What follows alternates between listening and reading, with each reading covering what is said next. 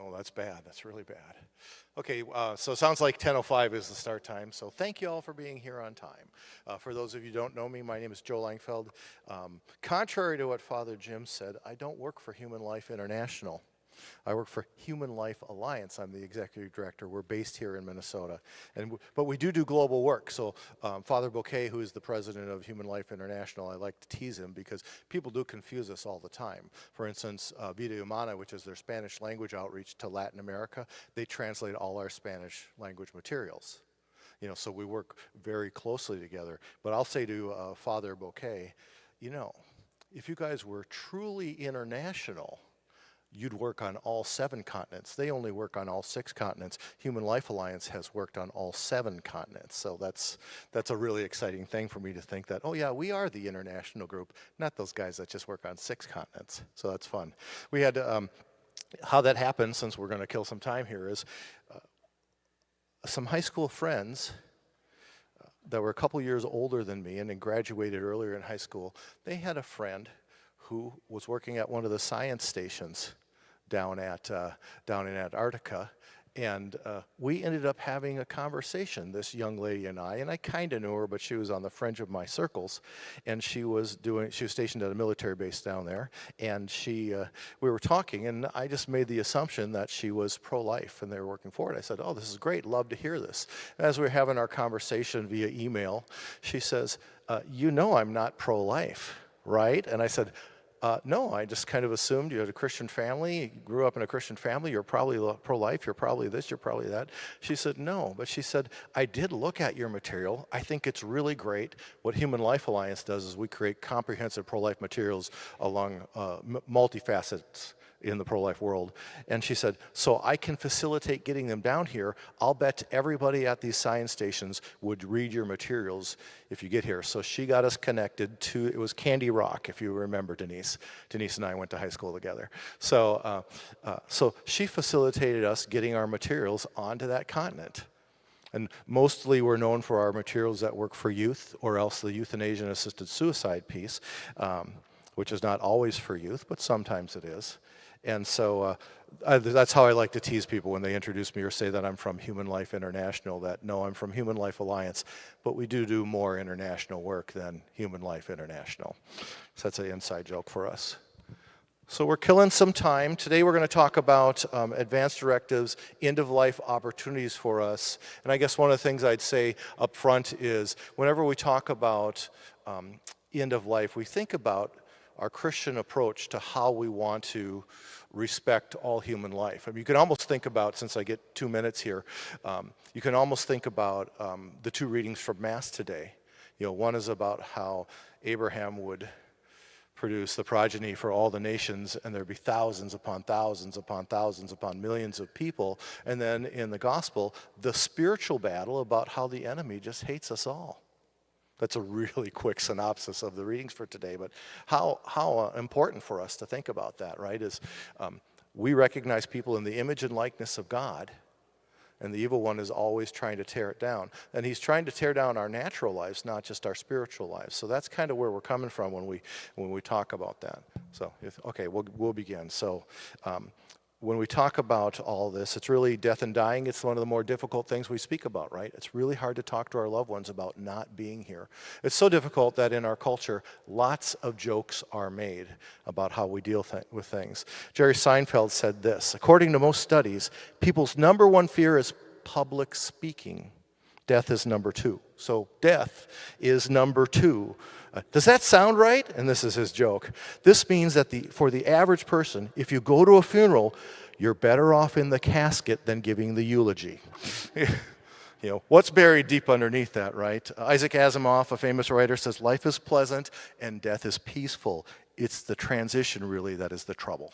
Right, so that's what we do. And Woody Allen, most of you all will recognize that name. He says there are worse things in life than death. Have you ever spent an evening with an insurance salesman? You know, ha ha ha. One of my favorite quips from him is, he says, I'm not afraid to die, I just don't want to be there when it happens. So that's where we're at. So we're going to talk about some of the pitfalls of living a Christian and a Catholic life as death approaches a loved one or ourselves. And perhaps the best way to share with you the lay of the land is to invite one of my board of directors up. So since we're based here in Minnesota, we have 2 members of the Church of St. Paul that sit on the board of directors of Human Life Alliance. So Paulette Kostick, who most of you know, is here, and she is just going to share with you maybe 3 examples of what she's experienced in difficulties in caring for her loved ones, and then I'll come back up when she's done and kind of unpack what can we do to save us all from this. Thank you, Joe. Like Joe said, I'm Paulette Kostick. My husband Jim and I have been parishioners here for like 25 years. We have 8 kids. This topic is super dear to my heart. Just the importance of having this forum and having somebody to represent you and your time of need. And I'm going to give 3 scenarios, and the reason the Lord revealed how important this is to me. The first one is I am the legal guardian for my eldest sister who has special needs. And what that means is I have to sign off on every single thing that happens to her because she cannot advocate for herself. So having had that experience of having that legal document and having that authority opened up the door to me realizing that it was important to have that in place. And over the years, as I advocated for her, I encountered, let's just say, healthcare professionals that didn't have her interests in the forefront. An example would be they kind of had a utilitarian approach to her. She's special needs, so she doesn't appear to have a lot of worth in the eyes of the world, which she does because she's awesome. But they would approach it as if she would get an illness, I would have to sign off on it, and they would say, would you want to proceed with treatment? And we're talking something as simple as her having pneumonia, and they wanted to know if they would give her an antibiotic. And I'm like, yeah, that seems pretty But their perspective was, why would you treat something and just let the illness take its course? I'm not saying that all healthcare professionals are like that. That's just an example of an encounter I had. So having that legal document gave me the authority to really, just really get in the mix of it. I am a trained occupational therapist, so I was really comfortable with the medical field. So I kind of was knowing what was going on behind the scenes. So I kind of had that advantage. So that led me into the second situation, is caring for my mother as she was aging. And I would go to all of her medical visits. She had amazing primary care physicians. So I was just used to being there and helping her make decisions and all that kind of stuff. And then she was hospitalized for a pretty serious infection. And she had already signed like the HIPAA waivers and all that. And I get a call one day. I'll remember I was in the Aldi parking lot. And I think Denise Moyer was there. But anyway, I get a call. And it's a healthcare professional from the palliative care clinic at North Memorial saying, we're going to move your mother to the do not resuscitate list. And I went, what? Now, do not resuscitate is an appropriate thing to do as somebody's aging. There is a time for that, but this wasn't the time. She just had an infection that needed to be treated, and she was so sick that she couldn't advocate for herself. But it was at that moment I realized I had no authority. I did not have the court order document in front of me. I had no say. And in fact, the fact that she called me was actually a miracle, I think, because they could have just moved her to that list with her signature because she was her self-advocate. She was her own person, so all they had to do was put the form down, she would have signed it. And my mom was so great that she would just do whatever a doctor told her to do. And so I was freaking out a bit, and then somebody told me that Joe had been dealing with these kind of scenarios, so I gave him a call, and he told me about this healthcare directive form. And it's not the exact one that we have now, I believe. It was another one. And he said, you just get to sign 2 witnesses, and then you put it in your medical file, and then you can advocate for her. So I went that night, it was the middle of the night, and I was starting to think, oh my gosh, who's on call? Who's the attending physician? He could be doing anything to my mom without any authority. That I didn't have any authority. I was really feeling helpless. So I got a lot of people praying. We got the form signed, thanks be to God, and it was put in her medical file. And then she was discharged. So she got treated, discharged, and then she entered in a really amazing hospice program that I didn't have to advocate at all. It was just really well done, and then she ended up passing away. But what that did for me as a mom of 18-year-old kids and older is I realized I better have these forms. So that Christmas, all of my adult children, anybody who was 18 or older, we got the forms out. Our neighbor came over, witnessed all of us signing the signatures, and we had them all on file. My adult children took pictures of their forms, so they had an electronic version wherever they go, so they have their phone with them all the time, and that's valid. And I'm trying to think if we did anything else. Oh, we filed this form. I had a copy, but we filed it with every kind of healthcare provider they had. So the dentist, if they saw a physical therapist, anything they saw that had anything to do with healthcare was on file electronically. But our primary care clinic doesn't do electronic, they do paper, so they had a paper file. So just having that on file, even my boys that are in the military, they have it in their dossier with their military paperwork. So they had that. So speed to last year, we all had that form, except for my one daughter who had turned 18, and it had gone off our radar, we hadn't done it. And two of my kids were in a very serious car accident, and my one son was unconscious at the scene, and his phone was lost. So he didn't even have the documentation, and he was unconscious. He was being life-flighted to one hospital, and my daughter was via ambulance to another hospital. So my husband had to go with her, and I had to go with my son. And it was when he was in the car I realized, oh crud, we don't have a form for Rachel. Luckily, she was alert, so she could give permission. So he was able to go in. But I was kind of freaking out a bit. And then by the time I got to the hospital for my son, he was already alert, and he had started signing papers. But I was prepared that if they weren't going to let me in, I was going to pull out my form. And they ended up being really good. And so I was able to advocate, but it was at the time of the COVID restrictions being so significant where they were just starting to let people in the hospital, even if you were an advocate.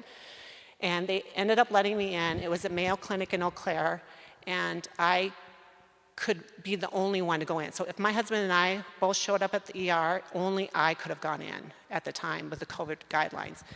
And the one thing I did, having the mindset of advocating for my son, wasn't the medical part. The part that I was telling Joe that was his number one avocation is I got a priest there.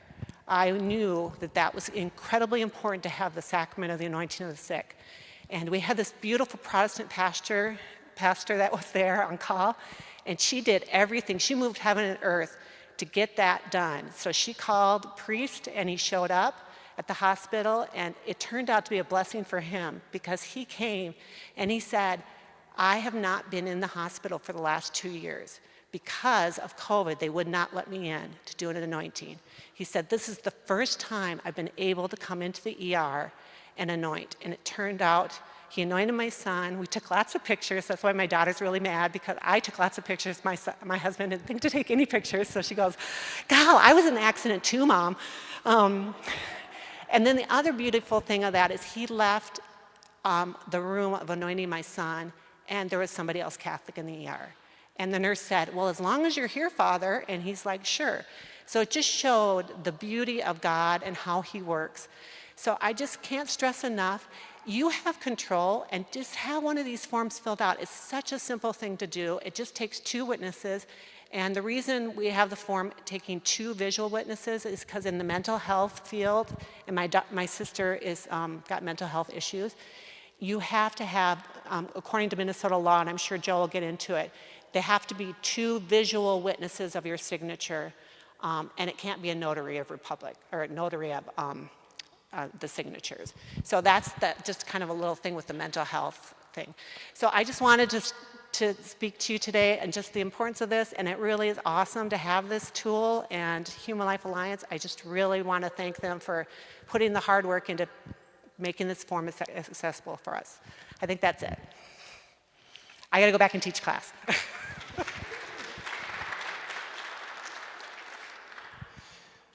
Oftentimes I get to share all those stories kind of intermixed in the talk, but since Paulette was here and has had this unique opportunity to help people at different levels of healthcare here in our community and protect their lives, it's good to hear somebody's personal story and not the third-hand account of those kind of things. So what are we talking about today? We're going to talk about these advanced directives, which are your tool to get you to speak for a loved one's healthcare or name somebody who can speak for yourself if you can't communicate your wishes in a medical situation. That's important. That's kind of the salvation tool out of all of it. But let's back up a little bit here and say, why would you need this? Why does somebody need to have a tool like this? Because our culture has changed. Not too many years ago, there was an assumption that as a parent or a spouse, you could speak for somebody's health care, and our doctors and nurses and care teams would just take that at face value. Laws have changed. In the medical world, they don't do as much of that anymore. They want to see documents. And also, we live in a post-Christian culture. Did you know 8% of millennials have never, ever darkened the door of a church? That's interesting. That doesn't seem like a very big number. But for Gen Z, these are the kids that are just graduating from college and in high school. They're twice as likely to fit into that category. So now we're talking 16% of a younger generation that doesn't know or understand the Christian values that you assume our culture has. So if you do the math or an extrapolation of that into the next generation, what will that mean for the generation following Gen Z? It will mean that almost a third of them have never, ever, ever been in a church. So when we think as Christians, as Catholics, when we think, oh, we're going to go out into the community and they will understand general Christian values, those times are leaving us. So what we're going to talk about a little bit is how we deal with people as they come across end-of-life opportunities in the healthcare system. First, we should probably make some definitions forward here for us so everybody understands. As an executive director at Human Life Alliance, so our pro-life organization does this work.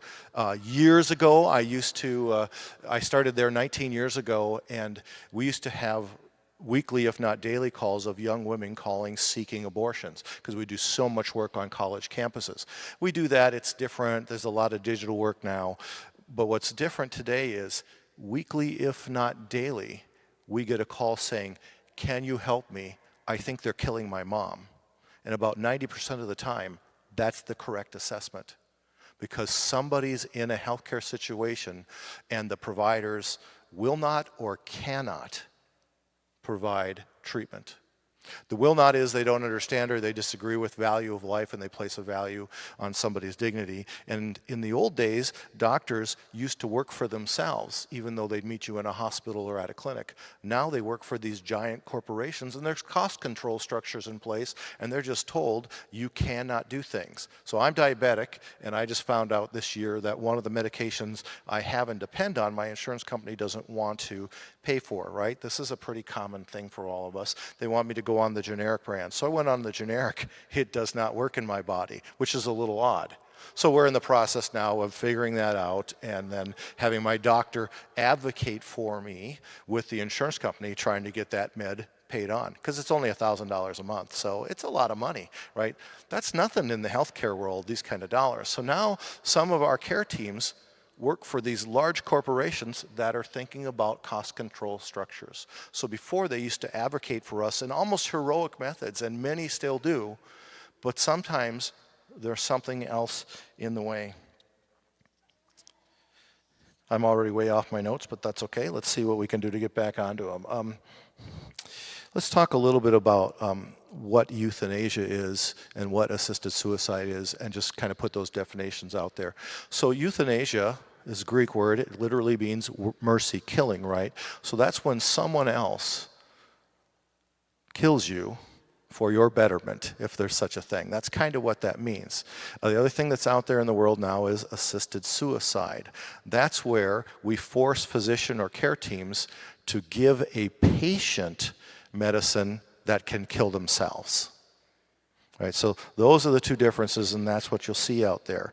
So in Minnesota, assisted suicide is not legal. It's legal in 11 jurisdictions in the United States, 10 states, and Washington, D.C. That's a district, not a state. And it's coming at us real quickly. And one of the things that we know that happens is once assisted suicide becomes legal in a state, all of a sudden other healthcare opportunities leave. We have a friend in Washington State, and she got cancer, and she was, of course, depressed. And so she went to the doctor, and they discussed care alternatives, and the insurance company said, you know what, those care alternatives are too expensive, but we do have assisted suicide if she'd like that. So in the states where assisted suicide is legal, that's a common response now. So, and on the East Coast and West Coast is where there are, I think the only middle of the country is Colorado and Montana, which is kind of by judicial decree. It's not legal, but they don't prosecute. And here locally, we have a very different situation. The Anoka County Sheriff, Mr. Stewart, he's not running for office this year, so let's talk freely about him. He is in court because somebody in the county called the sheriff's office and said, I think there's somebody in my mom's house trying to kill her. So God bless our sheriff, who immediately dispatched his deputies. They get to her house, and a group called the Final Exit Network, which is one of the groups that believes in letting you choose to die whenever you so choose yourself. They were in there. The Final Exit has what's called an exit bag. This gets into the more gruesome stuff. So you put a bag over your head if you want to die, and they put a hose in there, usually with something like helium, not oxygen. And so you hold the bag down to commit suicide until you are no longer breathing oxygen and your body wants to die. But guess what happens if you use their Final Exit kit? You put the bag over your head, the plastic bag over your head, you put the tube in there, you turn on the helium, and you wait to stop breathing. But what is the natural human response when you're not getting oxygen? You, of course, lift the hood, pull the thing out, and you go, and you breathe. So people from the Final Exit, usually network, accompany you, hold you down, and hold that closed so you can't do that. And the deputy sheriffs showed up in this woman's house as they were holding her down, right here in Anoka County. That's in court right now, and she is suing them for saving her life. So this is how weird things are. So we've got this kind of strange world coming. Now there's another group, so we're giving you all the yucky stuff up front here. We'll get to the good stuff here. There's another group out there called Compassion and Choices. Has anybody ever heard of them? Well, yes. So Compassion and Choices, that's their new modern name. You might remember them under a different name, the Hemlock Society. What do you think their point of view is? Hemlock is a poison, right? So they are the primary pushers of euthanasia and assisted suicide change in the United States and around the globe. And they're very effective at it. This year, they've hired 6 lobbyists to sit in Minnesota and lobby at the Capitol. And when we get to next session, they want to have 6 more. They're going to spend their money in Minnesota changing our laws so assisted suicide can be legal. And the reason they're doing that is, 1, of course, they believe in their mission, but 2, they're looking for a state in the Midwest to legalize assisted suicide to normalize that in the United States. Because it's one thing for Oregon or California, or New York, or these kind of crazy states to have very liberal laws that let you do anything you want. But it's another thing to have the heartland say, yeah, this is normal too. And as Catholics, as Christians, we think that's wrong. That doesn't show the dignity of life, right? That doesn't profess our dignity of life. And underneath it, for us all, it's who were we created in the image and likeness of? And because of that, there's a dignity to us that's different. So what's next in the world of evilness in medicine is something that we call stealth euthanasia. That's not a real medical term, but we're seeing it in states that don't have legalized assisted suicide. Stealth euthanasia is when doctors, nurses, or care teams use appropriate medical treatment to kill you. We see this all the time, and we say it takes place in every hospital, in every state, every day. And they use things like, you've heard of this, terminal sedation, where they'll assign a patient some morphine, some Ativan or Haldol, and what happens is it just kind of sedates you until your body stops functioning. Now, it doesn't mean you can't use morphine for a painkiller. It doesn't mean that you can't use Ativan or Haldol. They're for actual real problems that people can have, but they use it to kind of stop and slow breathing. So if you're hyperventilating and you can't stop, they could use that kind of off-brand or off purpose to help calm your breathing. So it has real medical use. There's psychiatric drugs and things like that. And so those things are out there, and people will just use too much of them. And you'll see it in a hospice situation. You'll see it in emergency rooms, ORs. Well, not ORs, but any kind of place where they're dealing with difficult life situations. And they'll say to you, just like Paulette said, are you sure you don't want this, or are you sure you don't want that, or are you sure you don't want to just let your loved one slip away? So our problem as Christians in this culture is we need to discern what God is calling us to. What's our last call in this earth? It's to go home, right? So just like paying our taxes, we all have to, pay death. We're going to die, and we're going to pass on. So what we want to do as Christians is we want to protect our lives and go home, or our loved ones' lives, go home when God calls us home, not when somebody else decides we're no longer worth keeping around. So that's the danger in today's medical health system. There's some really simple things. So you're going to get today at the end some packets which have these advanced medical directives in there. They're a medical power of attorney form. How you can protect yourself and your loved one is by having one of these. Because then when you go into a doctor or nurse, if you're unable to communicate, let's say you're in a car accident and you're unconscious, they don't know what to do with you. They don't know if you want to be an organ donor, which then you'll get the organ procurement team, not somebody to help you. They don't know if you'd rather just be left to pass away or if you want treatment. But if someone has the legal authority to speak for your medical needs, they can ask them. In Minnesota, they still kind of say, oh, your husband can speak for you, or maybe your eldest kid can speak for you. And that can kind of happen if you're conscious and awake and you say to the doctor, oh, this is my daughter, she's here to help me. Well, of course they'll listen to her at this point. But in some states, that's not the case, and we don't know if and when that will come to Minnesota. So we had a Catholic deacon call us from Massachusetts. He said, my wife just had a stroke, and I'm having a difficult time. And I said, what can we do? And he said, she had a stroke. She's unconscious, can't communicate. And I said to the doctor, well, we're Catholic, and so we'll want to consider certain things and not other things during this process. So this is Boston. And the doctor said, oh, I don't think you understand. In Massachusetts, you don't have the right to speak for your wife. The doctor in charge of the case makes the decisions, and I'll determine what's appropriate medical care for her. That exists in this country already.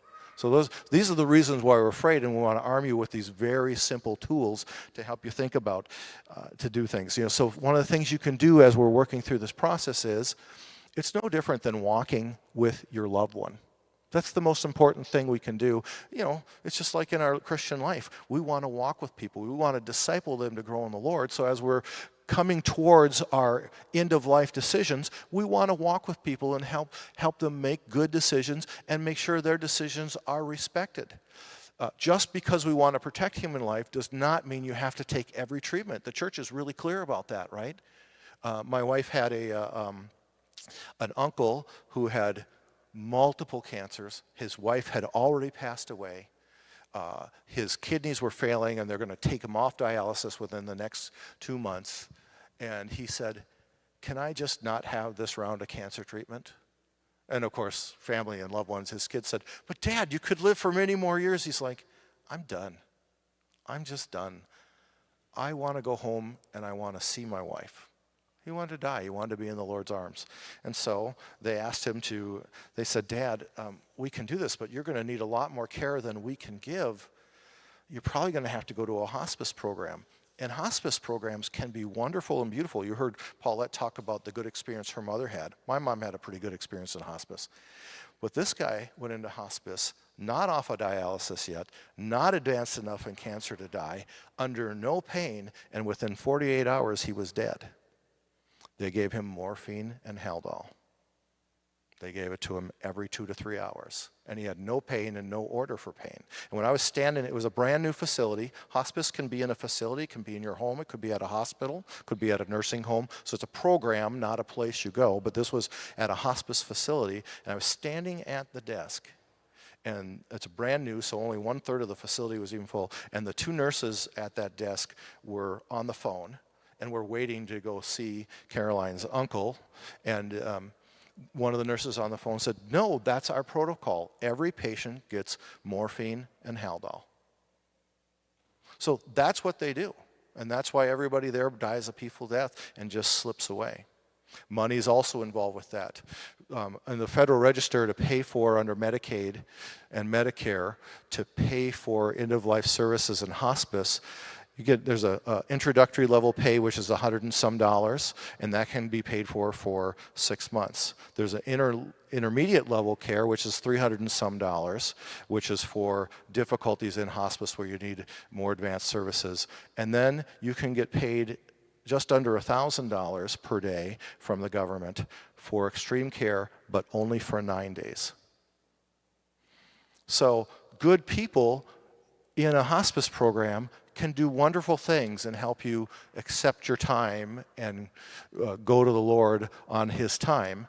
But some people want to clear their beds and move in the next patient and maximize their dollars. That's just that business model. That doesn't mean these two nurses were evil. It's just that what the corporation told them what to do, and that's their job. So that's what we're up against. So what do we need to do? First thing you can do is you can sign your own advance directive. We have made a very simple one-page form. So what we do with these advance directives, these healthcare power of attorney, is you appoint an agent, someone to represent you, and they speak for you in the event you can't, or in the event something happens. So imagine, what does every teenager say at some point in their life? I would never want to live like that. I would never want to be this. I would never want to be that. We all say that. We all say in healthcare, I never want to be hooked up to a machine. I never want those tubes in me. I never want this. I never want that. Well, if you say that and that goes to a court and a judge hears you say that, they will determine that that's your will. If you've signed an advance directive, a medical healthcare form, you'll have somebody who can speak for you so that if something happens that you couldn't imagine would happen in your life, we call them accidents and emergencies, they can speak for appropriate medical care for your time. So the difficulty with these forms is you need to speak with your agent and tell them how you want to be treated. So you have to talk about death, and you might have to talk about dying to do this. And again, that's terrible. Ask Woody Allen. Nobody wants to be there when it happens, right? So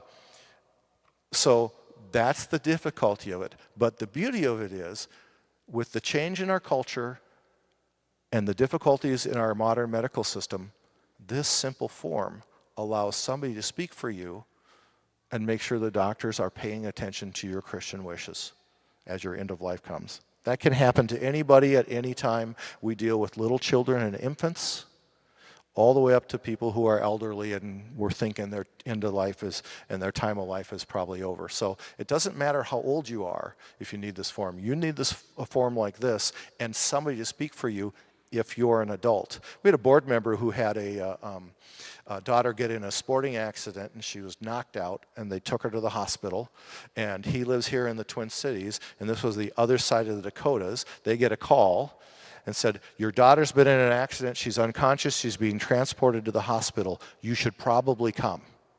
So they get in the car and they drive all the way across the Dakotas, and they get there and they say, what's happened? Your daughter is still unconscious, we can't tell you anything else because she's an adult and we can't share her private personal medical information for you. If you have a form like this, they can. So it's needed for 18-year-olds. Anybody 18 and above, still in every state in the United States, parents can speak for minors. So a couple things we need to know to get past these humps is be a good consumer of healthcare. Start to learn and understand the terms that are out there. In the packet that you will get from me will be a 4-page advance directive, which is a cover and a back, but then the 2 pages, the page of the directive and the signing page. There are also 2 other pages in there that are just the simplified 2-page document.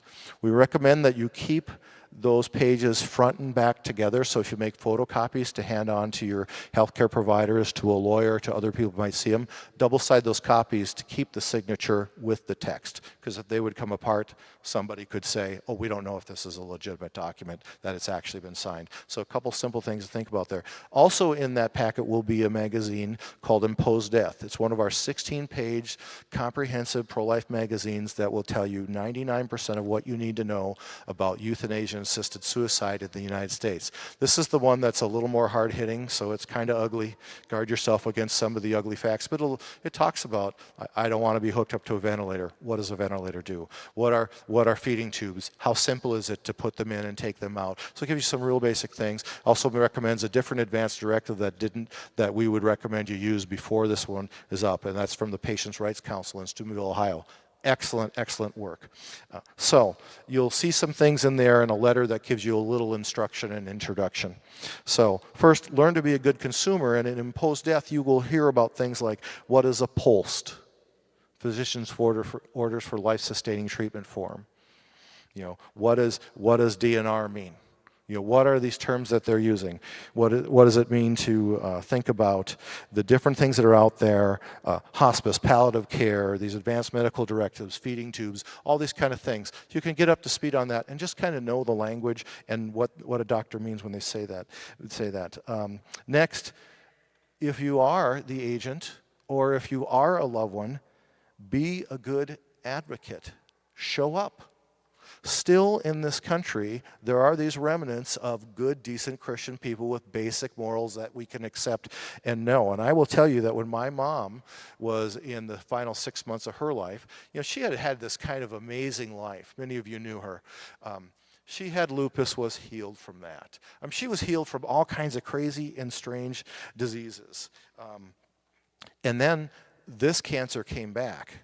A cancer came back and it metastasized into her lungs and into her liver. And if you saw the spots on the scans, you'd go like, oh, this is it. This is going to get her. She's not going to survive this beyond a miracle. And so she just thought, but God always heals me from cancer and from all kinds of things. He'll probably just heal this. And as we went down the road, that wasn't the case. So I got a call from my dad one day, and he said, your mom can't move. She's alive, but she can't lift her arms, she can't move her legs, she can't get out of bed. What do I do? This is a perfect example of what happens when one of our loved ones has a medical emergency.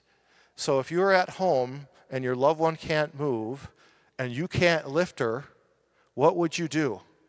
Anyone?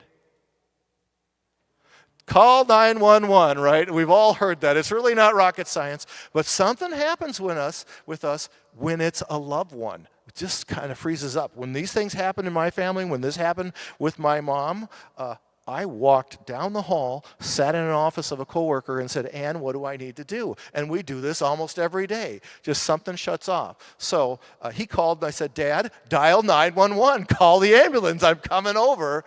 I don't know. Your mom doesn't like it when we call the ambulance. Well, you don't know if she's dying or what. She's unresponsive and she can't move her limbs and she can blink. That's about it. She can't even groan. So I get there. I don't know. Caroline, my wife, gets there and we're like, let's call 911. Oh, let's just take her in. She doesn't like it when all the neighbors see the ambulance come in. Those are very real human things, right? And then all the neighbors want to know. And you come home and you try to rest after you're at the hospital and all the neighbors are coming over wanting to talk to you and waste your time and those things. So that's just reality in the world. So we finally had the ambulance come in. I had to fight with them about whether or not she should have a DNR on her ride to the ambulance. And I said, why would we want to put a DNR in her chart while she's taking a ride to the hospital? Well, because if she codes and her heart stopped working, which her heart seems to be going just fine, she's just can't move her limbs and respond in other ways.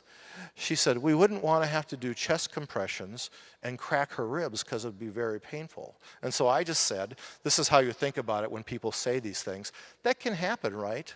I said, well, she doesn't actually have any heart problems. We don't expect her to code there on you, but you guys are an ambulance, so if you have to give her chest compressions, why don't you give her chest compressions and try not to break her ribs, but get her the emergency room? You know, she did not like that. That EMT did not like my response, and it got worse as the day went on. So we get to the hospital.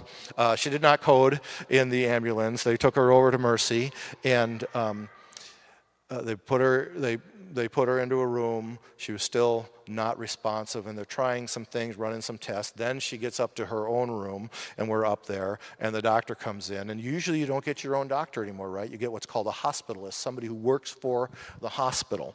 And the hospitalist came in and said, you know what? Your mom has a potassium deficiency It's really low, it's almost non-existent. She's already plugged in an IV. We're just going to hook up a vial of potassium. We'll bet this is the cause of her unresponsiveness. So, and within 2 hours, she was awake and aware and could talk and could move. It was something as simple as just being short of potassium. That's often the case for people. They could be simple remedies. But we also know she's in the stages of dying, so anything could be something. And then one of my sisters said, hey, I was helping Mom with her undergarments yesterday. Could you maybe check for a UTI, see if there's a little urinary tract infection in there? And the doctor said, I could. And I said, what do you mean you could? She said, well, I'll run the test if you want. So they ran some tests, and she comes back about a half hour later. She said, yeah, we ran the test. Your mom has a UTI. So now your question is, what do you want to do about it? I'm like, are you kidding me? And she said, well, yeah, my mom died from a UTI. It was a great way to go. At this moment, she was not dying from her cancer. Sometime in the next many months, we think she's going to pass away, but this is not it. And she's already got an IV plugged in. Just give her $3 worth of antibiotics and let's see if that clears it up, right? But I blew a gasket and I said, are you kidding me? I've heard from my mom, from my sisters, from my wife, almost every woman I know who will tell me about this, that this is not comfortable to have this kind of infection, and it's horrible. And she's like, well, it's just a choice you make. So, and I said to my doctor later on, I said, Matt, I can't believe this. This is what this hospitalist said. And he said, was it so-and-so? I said, yeah. He said, that wasn't a mistake. She thinks your mom needed to be dead on the spot, and that was the way to get her. And I said, are you kidding? Yes, I know her. That's her point of view. So there are people like that out there. But with this document, even though my dad was an agent for my mom, so was I. And Dad was an emotional wreck. He was not in a place to make these decisions, so I had to advocate. So show up. And guess what happened as we showed up? So I have 6 siblings. So the 6 of us are there crowding around our mother with my dad, so there's 7 of us. And in and out are friends from church coming to pray with her, a couple priests occasionally coming to pray with her. Guess what the hospital staff learned just from us being there? That she's loved and she's still wanted. And they treated her differently. And this really kindly physical therapist who was helping Mom kind of get back on her feet, he said, you know, tomorrow you guys are going to go home. But do you know what's really going on here? Your mom is dying. We had not all seen her scans. I actually hadn't seen all her scans either. So I just knew it was the cancer was metastasizing. And she said, I can tell this to you because I think I know where you all are coming from. Your job is to serve your mother through what she's going to go through for these next several months and to listen to the Lord for that moment when he's calling her home. God bless this woman. What a great thing to say. And she could step out because our family was there, and because Margaret's friends were there, and because people from our church community were there. Our pastor was there, other priests were there that were on the round, and she could see that we placed some kind of dignity and value on her life, no matter what shape her life was in. What a great blessing it was. So be there, get involved, understand the terminology, sign and use your healthcare directive. Be ready to give an answer when a doctor asks. Be ready to challenge them when they say something crazy like that. You know, and then probably the most important lesson we could have here is just be ready to say no sometimes. If a doctor says, oh, we no longer want to treat, no, we don't agree with your approach, we want to. There will come a time in somebody's life where it is the final moments. Like the church would teach you should always give food and water to a patient. But there will come a moment when death is imminent in the next couple days for some people where consuming food and water can do more damage than it does good to the body. So we're not saying you have to take every treatment and do all these things. But what we are saying is respect them where they're at and be able to serve them. Coming up at the end of our time, so I'm going to stop so there's room for questions. Martin Luther King Jr. said, our lives begin to end the day we become silent about the things that matter. So what you can do with this advanced directive, this healthcare form, is you can sign it and you can speak up for the things that matter for your loved one. It's really simple. So you shouldn't have a lot of problems. Once you fill out that form, it goes to your doctors, your nurses. Once Caroline was having a surgery and we were going into triage to have them fill out all the forms and check her in, and they're like, don't give that form to us, we'll lose it.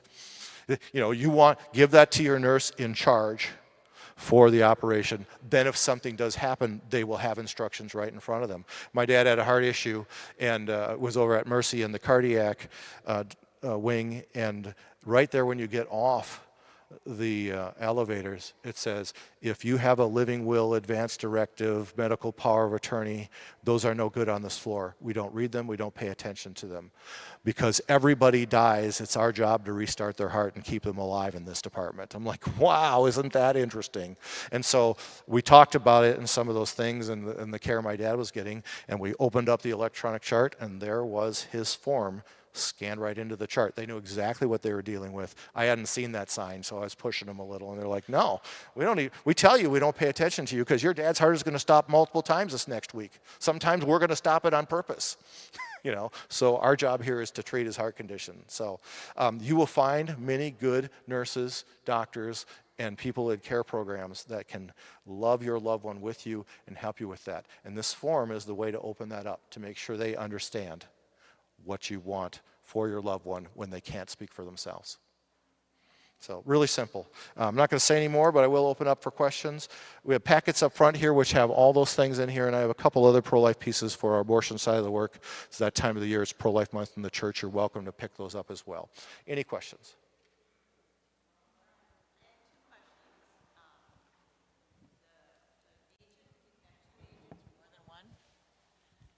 Can you have more than one agent at a time in case we were in an accident together? And okay. And then what's the difference between the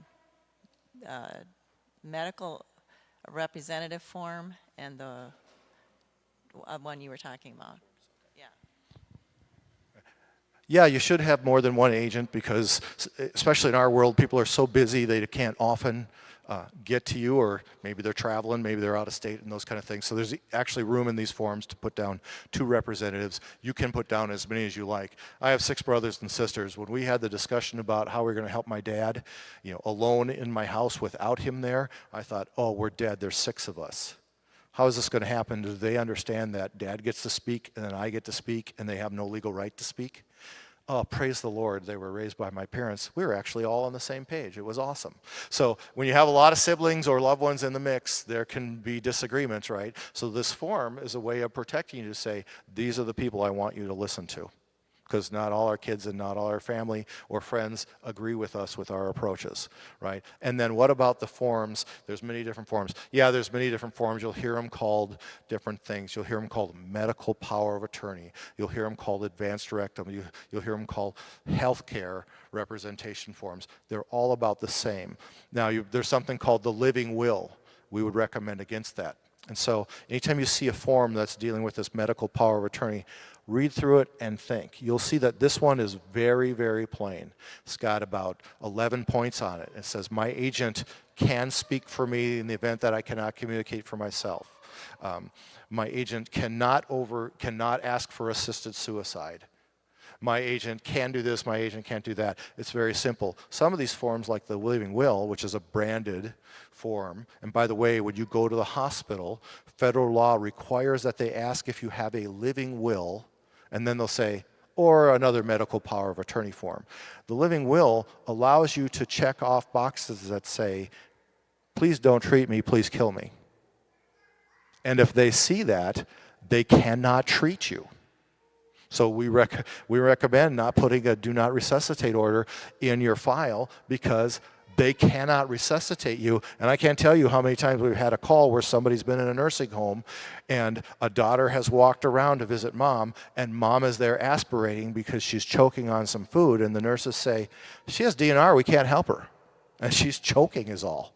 So those things have legal weight in the medical world. You don't want them there. You want someone who can speak for you and say, yeah, I've talked to mom. This is the time.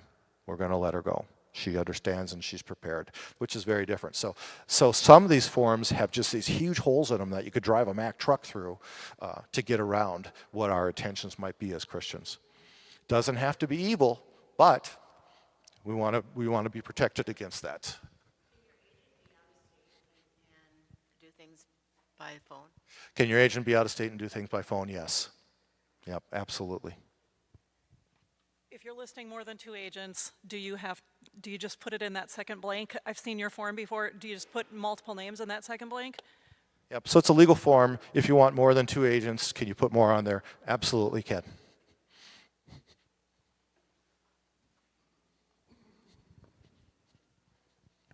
You know, on any medical form, you can scratch and cross out all kinds of things. The question is, how much do you scratch and cross out before a judge would say, this is too modified? They really don't do that a lot. A friend of ours' mother just passed away, and she had COVID, and so they were talking to the doctor about what they were going to put on this. They don't think she died from COVID, but the doctor said, if I can put COVID on the death certificate, the government will pay $9,000 towards it. Have you seen that in other cases? Yeah, we think we've seen that around the country the last 2 years, and there's kind of no way to know if you're not the doctor and you're not part of that team. So we hear those things all the time, and so it's not that these doctors are all evil and the devil is behind every door. That's not really the case. But money can drive a lot of things, especially large amounts of money. So, you know, when push comes to shove and you're a doctor or you're a nurse and the business side of the hospital is saying, you will do this, you will do that, they just start following protocol. That's one of the things we guard against. They're not all evil, they certainly aren't. But there's pressures in their job.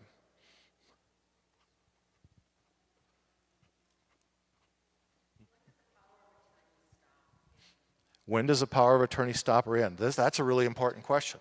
It goes on in perpetuity unless you create a new document. Now, the difficulty with creating a new document is not hard. There are several of us that create these, and we'll give them to you for free. You can download them off our website for free. So that's one thing. But you need to get the other one pulled from your file.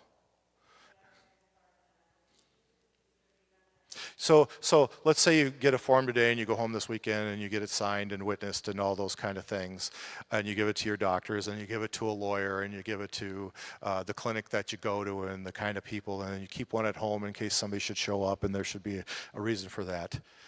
That is null and void as soon as a new legal document is made.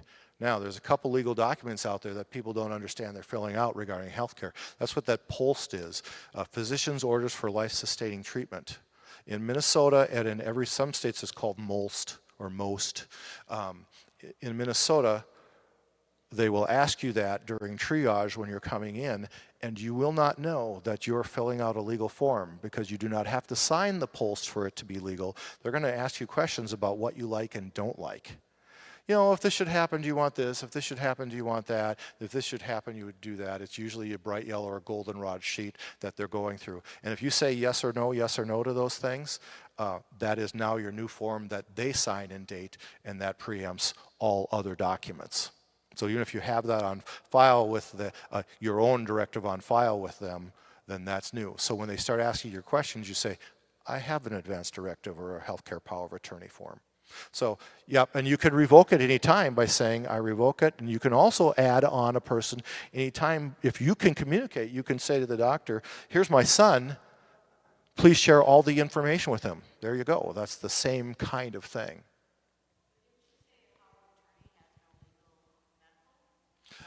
It does have, in Minnesota and all states of the United States, a power of attorney form does have legal weight. Now, if things got really bad and we were in a very post-Christian culture, you could easily have somebody saying, you're going to have to prove this in front of a judge and get a judge to sign off on that, and that could take several days to get onto a court docket and those kind of things. And a loved one could easily pass away within 24 or 48 hours if they had a medical emergency. So, but that's the document you have. Most doctors will follow that. If they would challenge it, the judge would fine for you. In Minnesota, there's something called the Patient's Healthcare Bill of Rights. You can go Google that. It's right in the language of the laws under healthcare, and you can read it. And it kind of goes through on how an advocate is to be treated in these cases. So right now, you're fully protected. You're fully protected, but you might have a doctor who disagrees with you, so by showing up and advocating and understanding the situation, you then become the person who is a good advocate. test that you were talking about, do they always ask you to fill one of those out, and do they make it seem like you're obligated to do so? Or have you seen that? If you couldn't hear, do they always ask you to fill out a post? They're supposed to. That's what's the law in the state of Minnesota. So you're always supposed to fill out this post form. And you don't fill it out. They just ask you some questions. You really don't know. So as people are asking questions, do you want do not resuscitate in your chart? What does that mean? That's a flag because I don't know why they're not going to resuscitate me. You can say, no, I don't want that in my chart. No, I don't want this. No, I think. Most of what happens in healthcare, if we're just thinking and kind of bringing our knowledge set and our faith beliefs to it, it makes sense. That's how you can look at the living will and say, oh, that's not a good advance directive for me. That's not a good healthcare directive because it allows for me to be killed. Look at this. Take away this, take away this. Don't give me food and water. I don't want anything. Oh. For any moment or any time, that's dangerous. So somebody who can speak for us, that's the best having an agent because then they can apply your beliefs to your situation at the time. That's simple. I had more of a comment. It's just an encouragement to have conversations with your family about what your intentions are, especially if you are like terminally ill or actively dying. Because I worked in healthcare, and the saddest situations I saw were more like if you weren't a DNR, then automatically everything did need to be done for you. And so we'd have situations where we'd have families fighting in the hallway because they're coming from different places. Maybe they haven't even seen a loved one for years. So some people have seen them dying. Some people have never seen them like that, and they want to do everything. And the person's getting CPR in their room as they're actively dying, and that was their death. You know, which is, I don't know. It was hard to watch that. You just like to have some conversations so that get people on the same page, or to, like you said, like pick somebody as your advocate where the other people, as hard as it is, don't have a legal right to say, then at least you know that you died the way that you wanted to die instead of in this like really terrible sort of family situation, maybe CPR when you didn't want it, you know. Right, so some care when you actually are actively dying and it's time to go. Like with my mom, I thought this was a really cool thing. We're running out into time, but I'll stay to answer questions. As my mom was dying, we were in the living room of my parents' house, and she was in her hospice bed, and there was boatloads of morphine and Ativan.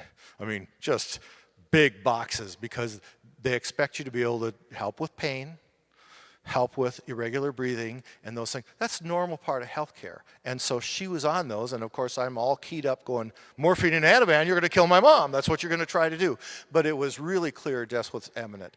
And she was taking an extremely low dose of morphine, and the Ativan was half a pill. She wasn't even getting a whole pill, you know, so it was nothing. And you could tell when the Ativan had kind of worn off those last couple days, all of a sudden her breathing was you know, because at the end the body is shutting down and working for things. And so the last 24 hours, I'll tell you this as a side because it's just funny. So 48 hours before she died, it was my overnight stint, so I'm sitting there in the room just in case she wakes up, needs something. Dad's exhausted, he's tired, so he's sleeping in his bed.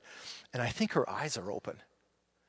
But it's dark, and I can't really see. So I keep leaning in, I keep leaning in, and I keep leaning in. Finally, she lifts her hand, and she pushes me away, because I'm like this far from her face, trying to see if her eyes are open, see if I should give her another round of meds or some water or something. And she says, "You're freaky," and pushes me away. That's the last thing my mother ever said to me. There are moments that are pretty fun in humanity, right? I was like, that's kind of awesome. I don't think too many people have that story. But I got her some water, got another half pill of Ativan and those kind of things, and it helped. But then about a day and a half later, we were all in the living room, and thinking, this is a Saturday, thinking, oh, this is it. And every hour, oh, this is it. And then finally, around 6, between 5 and 6, it was clearly it. She sat up. She hadn't sat up for 24 hours. Her eyes opened. This is not an uncommon thing, right? Her eyes opened, and she started looking around the room. We're trying to get Dad over there so he can spend his last moment with his wife, and it was horrible for him. I was so touched to know that he really, really, really loved her. You know that. But, you know, as kids, we don't always get to see some of those things. And she looked around the room, and she looked at each one one of my brothers and sisters that were there, and she looked us in the eye, and I was farthest away at the end of the bed, and she looked at me, and we were all giving her permission to, it's okay, you can go, Mom. And then she just shifted her gaze a little, and she looked right through and past me, and she was looking at something, and there was nobody there. I mean, I choose to believe that was the Lord, or that she was seeing her way, and she closed her eyes and laid down, and that was it. So we spent a couple weeks with her in her home, serving her in difficult times and in physically difficult ways of serving for that moment. I have another friend in Wisconsin, his name is Dan, and his brother had a great devotion to St. Joseph. And what's one of the promises of the devotion to St. Joseph? A happy death. Right? So for us as Catholics, we can take that on. And he said, I had a brother who had just this huge, great devotion to St. Joseph, and he died this last year. And I said, oh, Dan, so sorry to hear that. He said, no, I got to tell you the story. You're a Joe. You're a Joseph. You'll love the story. And I said, well, what happened? He said, well, I was sitting with him at the moment of his passing. And we were talking, and he just kind of stopped talking. And then he looked, and he said, oh, here comes St. Joseph.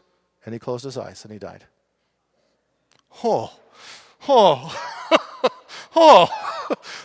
So that's what we're looking for as advocates for our loved ones, is that moment when God is calling them home, to let them respond to that.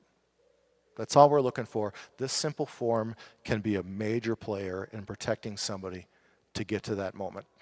So the forms are up here. Please come and take them. Be done. If you want me to stay around and answer questions, I'm more than happy to. Thank you so much.